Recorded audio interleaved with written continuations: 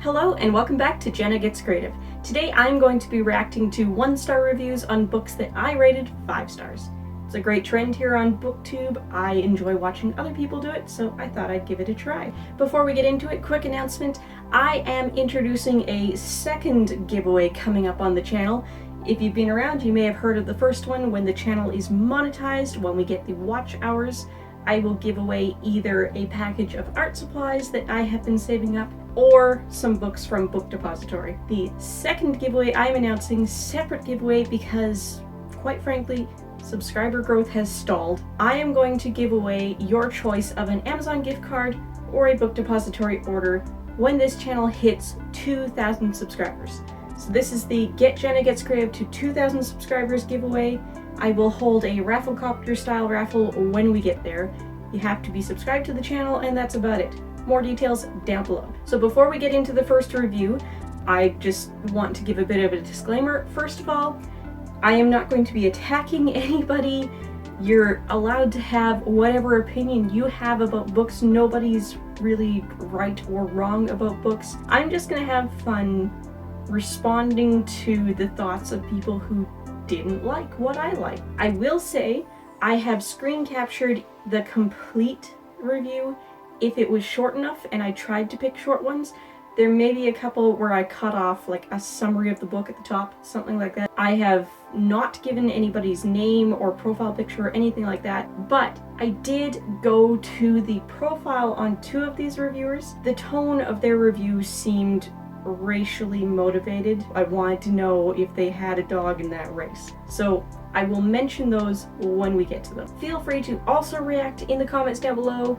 Tell me if you agree or disagree with anything I said. Tell me I'm wrong. I'd love to hear it. Feel free to stalk my Goodreads profile, see what books I've rated 5, see what books I've rated 1, and suggest other ones. I'd love to do more of this, reacting to negative reviews on books I love. I'd love to do the flip, take books I hated and read 5-star reviews. So suggest books to me based on what I've read on Goodreads, or even go as far as finding reviews and sending me screenshots to react to. The first book that we are doing today is Cemetery Boys by Aiden Thomas. This is a coming-of-age story for a Latinx trans gay boy, and it's full of Latin American magic. Loosely, it's based on Latin American magic. It definitely blends Mayan culture with others. It's not purely taken from one Latin American culture, it's a blending, which kind of makes sense because it's set in California where these people haven't lived anywhere else for multiple generations. Nothing compares to the disappointment of having one of your most anticipated releases not live up to your expectations. An average of 4.56 rating, glowing reviews from across the community. How could it fall flat for me? A couple of ways, actually,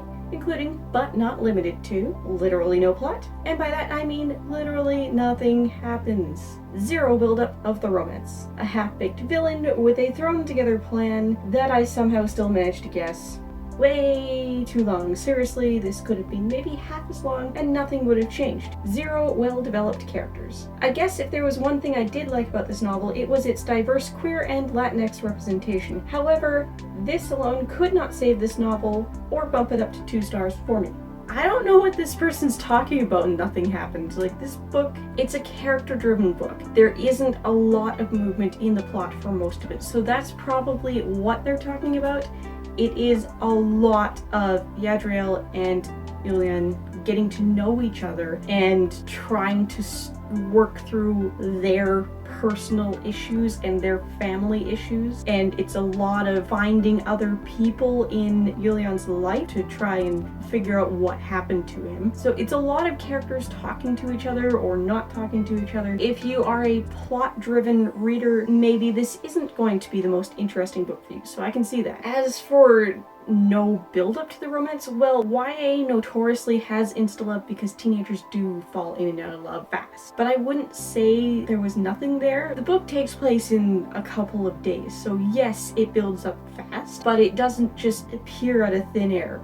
There's definitely a build-up. They said zero character development. No.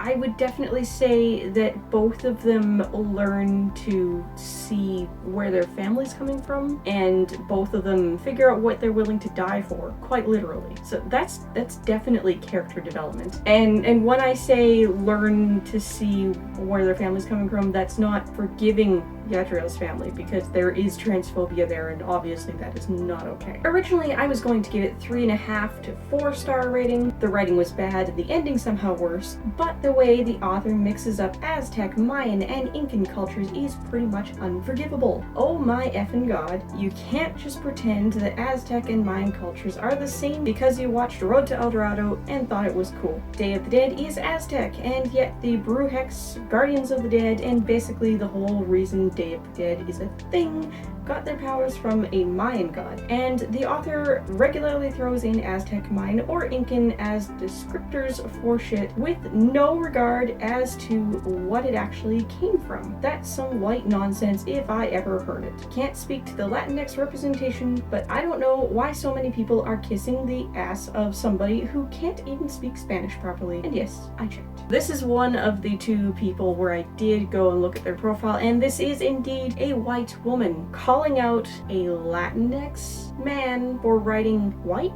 This person admits in their own review that they can't speak to the Latinx representation because they are not Latinx. Aiden Thomas has been open about the fact that the Brujex magic and mythology used in this book is a melting amalgamation pulled from multiple Latin American cultures, and how it's fictional, and it's supposed to be fictional, and it's supposed to be a representation of what might actually happen to this sort of culture in another country many generations later. I picked this one because I noticed when I was picking reviews for these books that a lot of the 1 and 2-star reviews had the same theme within a book. A lot of people who didn't like it for the same reason, but then you get people who have really strange reasons for not liking a book, and this is one where this is somebody who is trying to be upset on behalf of another culture, and they've made the faux pas of calling out a person who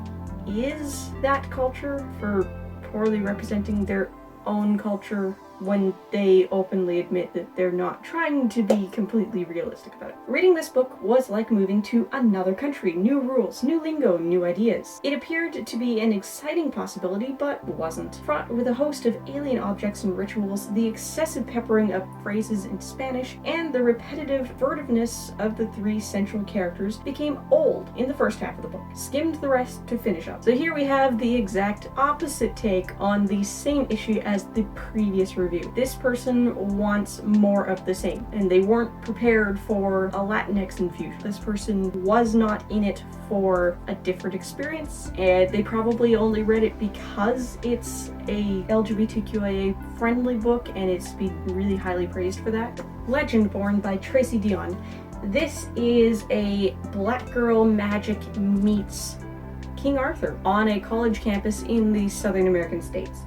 This book does a lot to confront racism. Because of that, we are going to see people, again, on different sides of the fence on that issue. If you want to know why I love this one so much, go read my review of this one on the blog. This is a typical young adult trope-filled book, the kind that I am so critically jaded of, the kind that I've read thousands of times with only different covers, names, and slightly different plots. Why is every young heroine an orphan? Why is there always a magic school? Why is there always a broody, self-exiled love interest? Why is there always hidden magic powers and a chosen one plot point? Why? You may love this book if you love reading the same thing over and over again. This is definitely not for me. Okay, so clearly this person does not like YA and shouldn't be reading YA anymore, and that's fine. Let's address some points. Why is every young adult heroine an orphan? I don't know, but Bree isn't. Her father is still alive. Why is there always a magic school? There isn't. She's at a regular mundane school. She just happens to fall in with a magical club. Why is there always a broody, self-exiled love interest? Fair. Why is there always hidden magic powers and a chosen one plot point? Would it be fantasy if there weren't magic powers? As for chosen one, honestly, I don't know how you do YA fantasy without chosen one. But if you don't like chosen one, not the book for you. I don't know why they think this is exactly the same as everything else. It was definitely a very fresh take on the King Arthur legend, in my opinion. And I had not yet read anything that confronts real modern day racism the way that this book does, while still telling a very entertaining YA fantasy. I think it's unique, I think it has its own merits, it's been on bestseller lists quite a bit and it very much deserves it. DNF at Colonizer Magic. This was after the constant mention of I am black and everyone/everything is racist.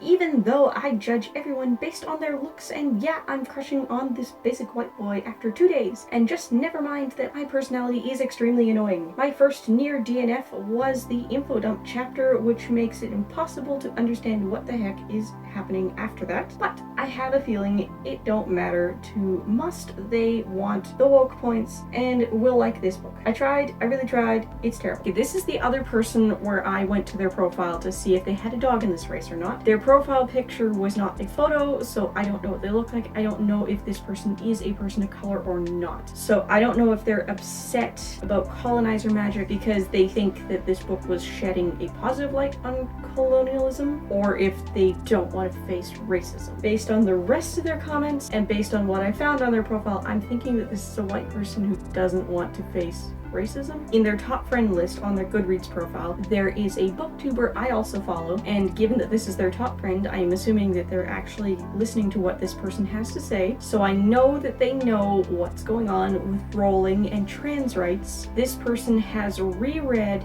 Harry Potter this year, 2021, and said it was amazing and maintained a 5-star rating on it. This person at best is picking and choosing which human rights issues they care about. So with that said, let's address this review. This book addresses modern racism. It addresses microaggressions. It addresses unfairness in education. It addresses the assumptions that people immediately make when they see a person of color. Clearly this person does not like hearing that in their fantasy books and didn't want to read it. At first, when they said they didn't finish at Colonizer Magic, I'm not sure which part in the book they're calling Colonizer Magic. If they didn't finish early in the book because Colonizer Magic, then they didn't finish when Bree is first being told about the, Knights of the Round Table type club, because it is established that their magic is passed down through inheritance lines from the actual Knights of the Round Table, and yeah, these are white families with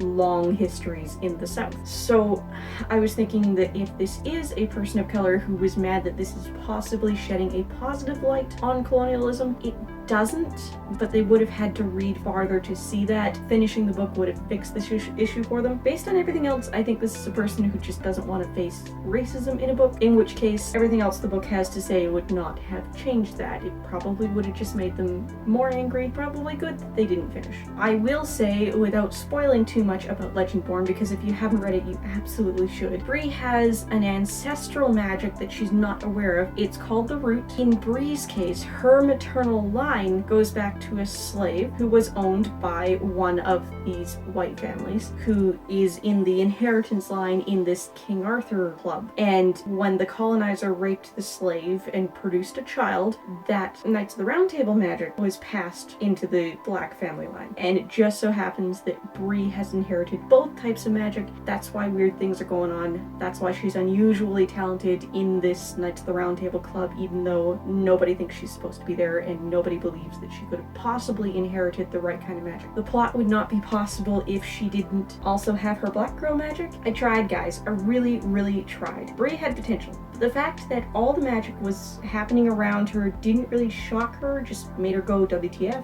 Like when she sees Selden using his magic, Bree was a little shocked, but the author didn't portray it right, to me anyway. Things were handed to her so easily and she didn't have much trouble understanding stuff. I got to chapter 5 before DNFing this baby. The cover is beautiful, I had such high hopes, but sadly we just didn't click. I will not be trying it again. Alright, so this is another person who needed to keep reading because a lot of the answers why this is working well for Bree with the magic would have been answered. To address the Bree wasn't reacting right, Bree has PTSD. Bree's mom died suddenly, and she has not been the same since.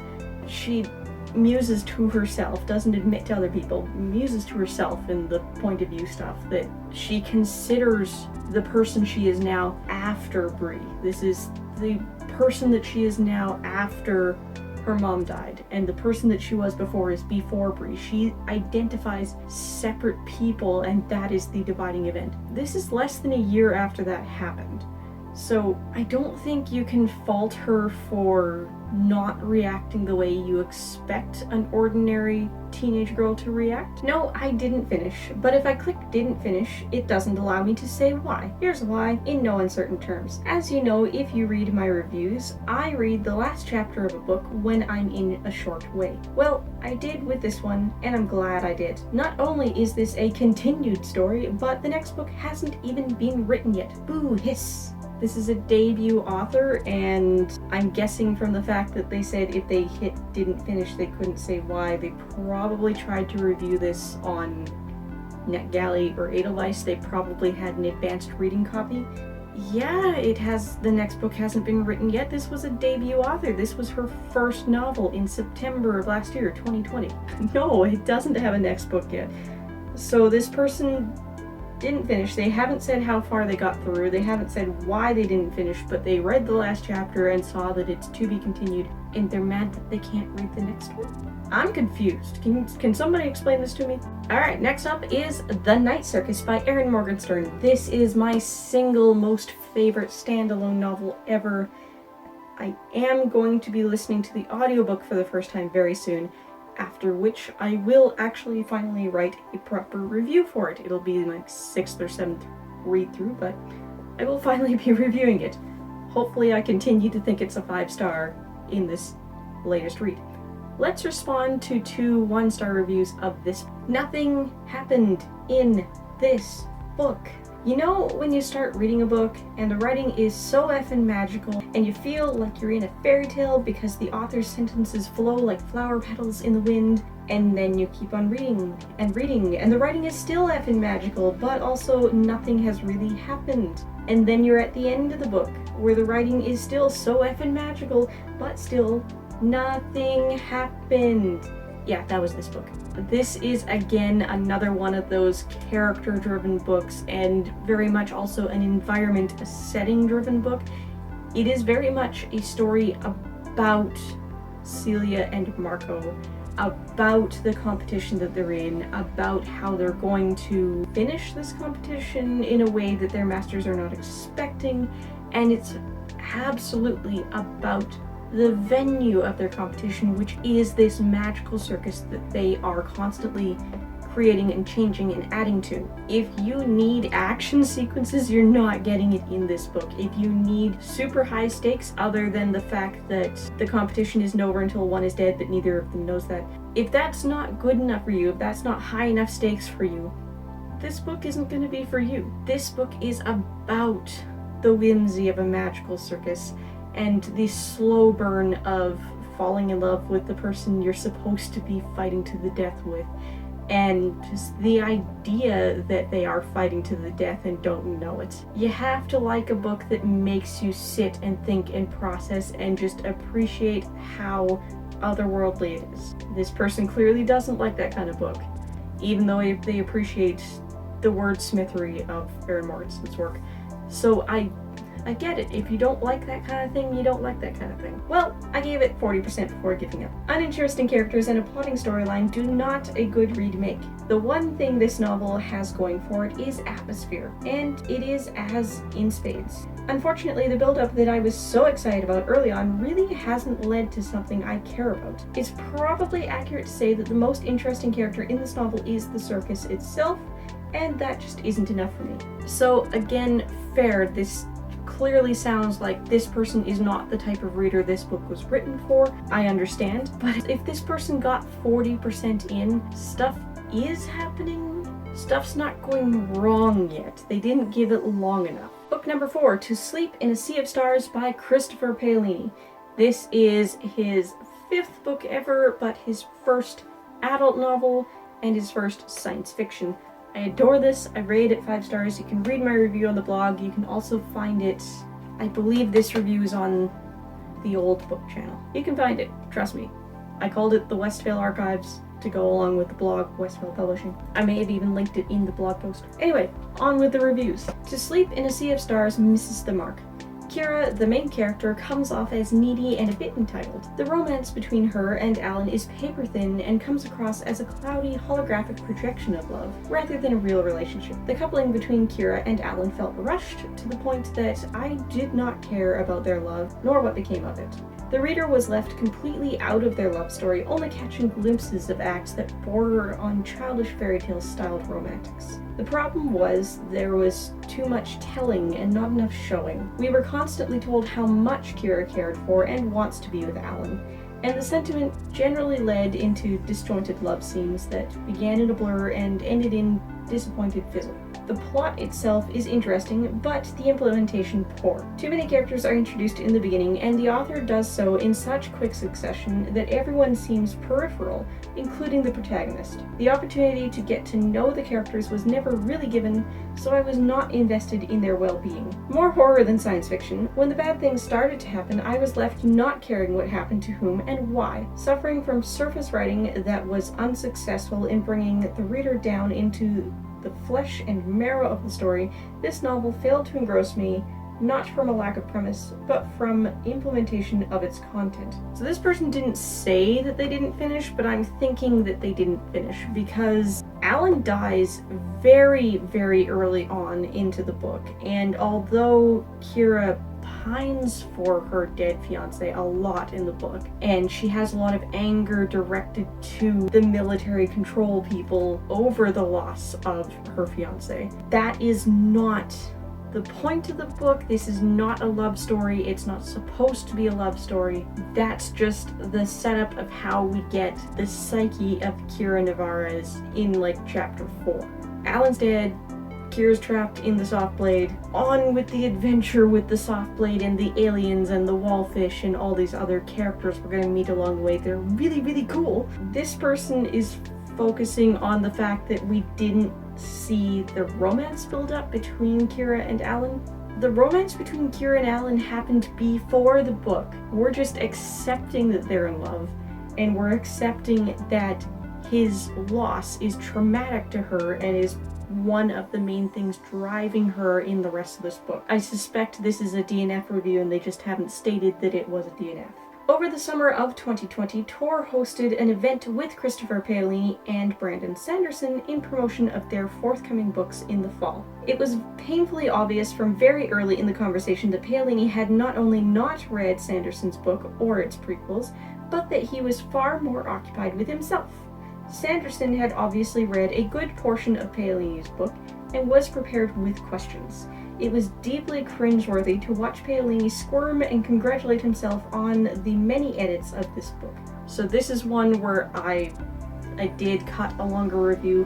What I wanted to react to here, what I wanted to comment on is, what a weird thing to judge a book on. Author who does this once or twice a year is more prepared than author who hasn't done this in a decade. Shocker. Paolini got his start as a teenager writing teenage fantasy and then hasn't done anything since 2008. Weird place to draw your line in the sand. I can't believe Paolini is still writing. I can't believe he thinks himself so clever to write his female protagonist as a xenobiologist who is bad/afraid of math. You do know all of the sciences use math, right, Mr. Paolini? Get the F out of here. I can't believe I actually enjoyed Aragon more than this one. Then again, I read Aragon when I was 13 years old. Okay? I think this person just doesn't want to like what Paolini writes. Yes, all sciences use math, but also, like, I did 2 years of engineering before I switched to computer science. In computer science, the computer does the math. You just have to know how to tell it how to do it. In engineering, you can score 95% out of 100 on your exam and have every single numerical value wrong if you did the process correctly. Because you will always have a calculator and you will always have somebody else checking those important documents that you approved. You can understand the process and be good at the process, but not actually be very talented with executing it, and still do well in the sciences. She's a xenobiologist. She's out there collecting samples and running them through a computer. They all have implanted devices. She doesn't have to be organically good at math to do this job. Again, odd place to draw your line in the sand, and I don't think this person was going to like anything Paolini wrote. Anyway. Alright, last book we're going to look at today, With the Fire on High by Elizabeth Acevedo. This is a beautiful, beautiful coming-of-age story about Imani. She is a high school senior. She is a mom to a beautiful little 3-year-old, and she's trying to decide where she's going with her life after high school, and she's learning to take risks in order to do what's going to make her happy in life, and she's learning to accept love from the people who respect her. Beautiful book. Love it. DNF at 32%. After hating Poet X, I wanted to give her another chance since she is an American of Dominican descent. I can't stand her writing style. Her characters are one-dimensional, basically stereotypes. She uses a lot of cliche sentences. She even wrote twice the infamous "I let out a breath I didn't realize I was holding." She kept referring to her daughter as baby girl so much it became annoying. On the topic of food, the part I read didn't have descriptions of food. A book about a cook should make you hungry. This was very bland. Acevedo isn't for me. Won't be reading anything else by her. Okay, fair. You don't like Acevedo's writing, don't read her stuff. Let's address what was said. I agree. I did notice Imani let out some breaths she didn't know she was holding, and that is extremely cliche for YA. Now, I said in the first book that I noticed a lot of the 1-star reviews on these books had similarities, like people who didn't like a given book seemed to not like it for the same reasons, which is a good thing. That means that's a legitimate criticism of the book, something the author should actually take to heart. A lot of people who didn't like this book didn't like how often Imani called her daughter baby girl instead of Emma. I feel very called out because I often call Dorothy baby girl or Munchkin or something like that. I don't often actually call her Dorothy to her face because she's my baby girl. When they get to be school age, that's weird, but Emma is 2 or 3 years old? Not weird yet. They're still babies. She's critiqued that the characters are one-dimensional and basically stereotypes. How do you make that call a third of the way into the book? Like, they need to have an arc before you figure out all of their facets, right? There is a difference between naturally talented and having magical powers. It would be really fun to see Imani build up her talents, but instead she is perfect and gets everything right the first time. Oh, she doesn't? So Imani is gifted with making good food because she's been doing it all her life and because it's her passion in life, but she doesn't get everything right all the time. She refuses to ask for help when she needs help earning money to go to Spain. She refuses to accept love from people who respect her and know what she deserves. She almost walks away from this cooking class that's going to give her the opportunity to go to Spain because she's upset that the teacher calls her out for modifying the recipe when she's supposed to be following it. Because at this early stage in the cooking class, they're supposed to be learning how to be a line cook or a sous chef, not the head chef. I disagree. I don't think she's perfect. I don't think it would have been the same book if she started out as a mediocre cook, because the fact that she's really good at it is the point. This is the passion that she doesn't know if she can pursue. The review you are seeing on screen was cut a little higher. I cut out the person's name, I cut out the date to make it a little more anonymous, but you can see it says rated 1 star. A beautifully written story behind a beautiful cover. With the Fire on High is a unique YA contemporary read that tackles teen pregnancy, race, financial burdens, and following one's passion. I only wished the conflicts and problems Imani and her family faced were not as easily solved, as it weakened the whole plot. However, Acevedo has a talent for writing lyrically and poetically, and the short chapters made the story quite dreamy and almost puts a nostalgic feel to it. I enjoyed the book thoroughly, as it brought so much warmth to my heart when reading about the lovely friendship and familial dynamics. I don't think this person meant to say 1 star. This sounds like a 3 or a 4 for this person. At first, I really did enjoy this book. It was light enough and all the characters were interesting enough. Sadly, this book was so ridiculously boring that I had to give up on it. The only real conflict was Imani not knowing quite what she would do in college, and that was really not enough to hold me. Plus, it never really felt at all suspenseful. I'm not surprised people like it. I just can't believe how there was no conflict, at least to me. Alright, so this was a DNF. They didn't say how far in they DNF. There are conflicts. There's issues with sharing custody with Emma's father. There's issues with affording the trip to Spain. There's issues with deciding to give the guy in cooking class who likes her a chance. There's issues with her father, who's mostly absentee, coming and staying with them. There are a lot of issues. There's a lot lot of plot going on in this book. But yeah, the main conflict is Imani not knowing what to do in college, because that's the point. She's deciding between a safe option and a passion option. It's the point of the book. It's why the book is so good. It's why I love how it resolves. This person might have liked the book more if they had continued reading, but it also sounds like they weren't in for this kind of ride, which is fair. Okay, so those are the 5 books I picked today and the reviews I decided to react to. If you're looking for more to watch, I've got some suggestions up on the left side of the screen now. Don't forget to like, comment, maybe even subscribe, and if you like living life creatively, whatever that means to you, I'd love to have you along for the ride. Bye guys!